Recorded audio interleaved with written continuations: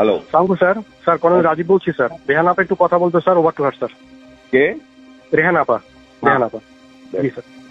আসসালামু আলাইকুম ভাইয়া। হ্যাঁ ভাই সালাম। জি, আপনি কই আমি আমার বাসায় থাকেন না?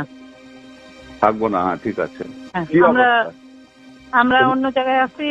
আমরা মানে ববি টেলিপ্রপি কনভিন্স করছে তো, ফোন না করতে পারলেও আল্লাহ যদি বাঁচা রাখে কথা হবে। তো তোমরা অন্য জায়গায় চলে গেছো, আপাও গেছে।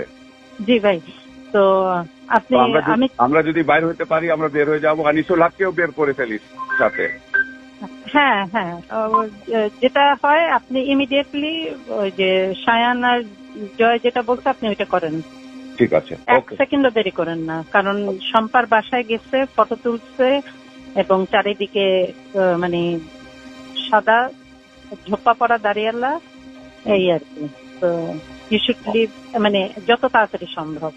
Okay. আর আমি কনভিন্স করতেছি যে মানে যা যা আসে ওইটা করবো আর কি। এইখানে একদম থাকা সেফ না। আচ্ছা ঠিক আছে, তাহলে ও কি বলবে? মার্শাল ল ডিক্লেয়ার করতেছে না সে বাক্কা? ওইগুলো এখন কাম দিয়েন না, ইউ শুড লিভ ইমিডিয়েটলি। ওকে, জি ভাইয়া, ফি আমানিল্লাহ, দোয়া করেন। প্রিয় মানুষ।